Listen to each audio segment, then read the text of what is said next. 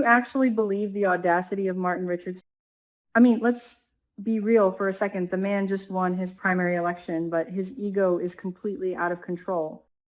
In the highly anticipated Thursday, July 30 episode, we are going to see Martin corner his sister, Catherine Cat Richardson, for a brutal interrogation. Martin is deeply suspicious, and his paranoia is working overtime. He notices Cat having a hushed, intense conversation with his husband, Smitty, and immediately jumps to the worst possible conclusion. Martin is convinced that Cat and Smitty are hiding some massive, dark secret from him. But here's the kicker. They aren't talking about Martin at all. They are actually comparing notes and discussing the walking disaster that is Haley. Smitty, being the top-tier investigative journalist that he is, has been digging deep into the red market plasma ring and the mysterious disappearance of Lynette Wise. During his chat with Kat, Smitty casually mentions his upcoming article and vents about the sheer difficulty of gathering reliable information. This is where Kat drops a massive bombshell. She shares with Smitty that her ex-fiancé, Tomas Navarro, was previously given an incredibly hard time by Haley when he was trying to investigate Lynette's whereabouts. Kat's revelation is the missing puzzle piece Smitty needed. He takes this new information, cross-references it with the bizarre things Haley has been telling everyone else, and suddenly, all the red flags are waving. Smitty realizes that Haley's stories are wildly inconsistent. She is telling different lies to different people, and the investigative reporter in him knows that where there is smoke, there is an absolute inferno. I have to say, I completely trust Kat's judgment in this situation, and you should too. Kat is looking at this objectively. Unlike the men in Haley's orbit who are blinded by her manipulation, Kat sees right through the gold-digging facade.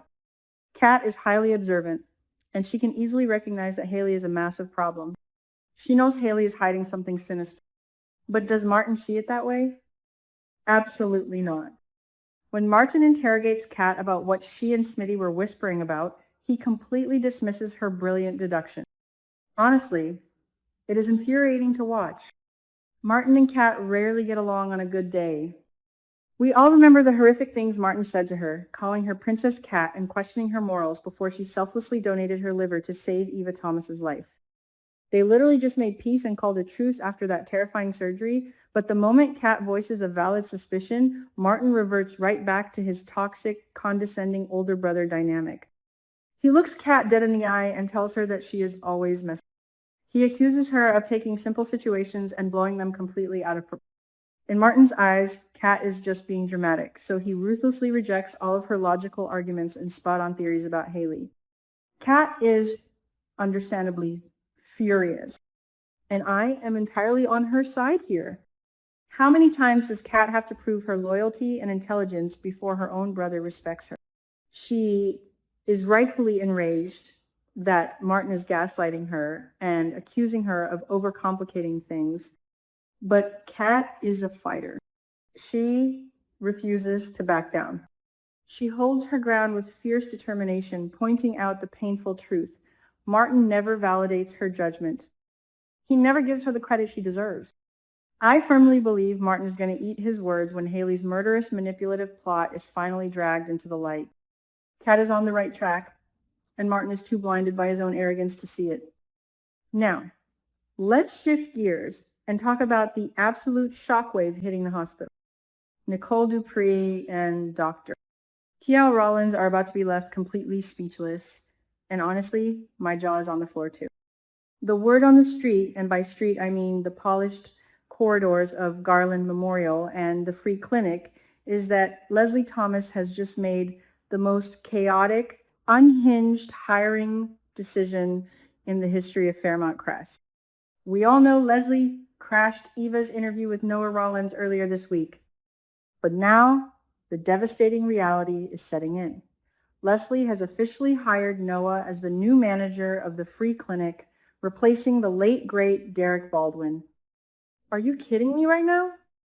Nicole and Kial are standing there in absolute disbelief, wondering how on earth Leslie could hand such a vital, important administrative role to a guy with zero medical background. Noah Rollins is a wannabe rock star who flat out admitted during his interview that he has no medical experience whatsoever. He only got the job because Leslie wanted to exploit his father's connections and thought it would be cute if he sang to them. It is a complete mockery of the healthcare system. Let's talk about the sheer disrespect to Derek Baldwin's legacy for. Derek died a literal hero. He took a bullet for Jacob Hawthorne in that terrifying plasma ring warehouse sting. He managed that clinic with passion, dedication, and expertise. To replace a hero like Derek with a guy who just wants to strum a guitar and make a quick buck is sickening. Nicole is deeply worried, and her paranoia is completely justified. She is frantically trying to figure out if Leslie has some sinister sabotage scheme up her sleeve. Why else would Leslie intentionally hire someone so grossly unqualified? Nicole fears that Leslie is trying to tank the clinic's reputation on purpose, perhaps to write it off or use it as a pawn in her endless power games against the Dupree family. And think about Kiel's position in all of this. He is a respected, highly trained doctor. Seeing his own son handed a prestigious job on a silver platter, not based on merit, but based on Leslie's chaotic whims, has to be a massive blow to his professional pride. Kiel knows Noah isn't ready for this. Nicole and Kiel are staring at a ticking time bomb, and it is only a matter of time before Noah's incompetence causes a massive medical or legal disaster at that clinic. Leslie Thomas promised God she would change her ways when Eva was dying, but clearly, the woman is still as manipulative and reckless as ever. Finally, we need to talk about the explosive showdown happening over at the Hamilton Dupree camp. Danny Dupree is about to witness a highly satisfying sight, and let me tell you, karma is serving Haley Hamilton on a silver platter. The tension has been building for weeks, and it is finally boiling over. Naomi and Chelsea Hamilton have officially had enough of their stepmother's negligent gold-digging behavior. The cousins have been comparing notes, and they are stepping up to the plate to protect their father, Bill Hamilton. Bill has been showing terrifying signs of a stroke, stumbling, hand tremors, and confusion. We, the viewers, know the dark, twisted truth. Haley is secretly poisoning Bill with her special juice spiked with electrolytes to trigger a fatal medical emergency so she can collect his life insurance. But Naomi and Chelsea just think Haley is a lazy, uncaring wife who is neglecting their sick father.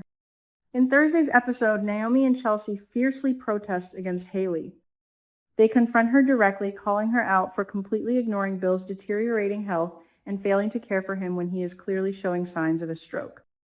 This is where the drama reaches a fever pitch. Bill is suddenly caught in an impossible, agonizing dilemma. He is standing there, physically weak and mentally foggy from the poison, watching his daughters verbally decimate his wife. And what does Bill do? Absolutely nothing. He is in a terribly tough spot because he cannot defend Haley without completely alienating and abandoning his own children. He knows Naomi and Chelsea are acting out of genuine love and concern for his life. So Bill freezes. He stays silent, leaving Haley to fend for herself against the wrath of the Hamilton Dupree women. And Danny? Oh, Danny is watching this entire spectacle unfold, and she is absolutely living for it. After all the gaslighting, the secret elevator hookups, and the psychological warfare Haley has waged, Danny gets to stand back and watch her rival be publicly humiliated and torn apart by Bill's own flesh and blood. It is a gloriously satisfying moment for Danny, who knows deep down that Haley never truly loved. But the fallout is going to be nuclear. Haley is absolutely furious. She is seething with rage that Bill stood there and did nothing to protect her during the argument. In Haley's twisted mind, Bill owes her his undying loyalty, and his silence is the ultimate betrayal. This fracture in their marriage is exactly what will push Haley to accelerate her lethal plan. If Bill won't defend her, she has no reason to keep playing the loving wife. Haley is going to double down on the poison, and with Naomi and Chelsea now actively connecting the dots, we are racing toward a catastrophic, life-or-death confrontation. The walls are closing in on Haley Hamilton, and I cannot wait to see her entire empire of lies crumble to the ground.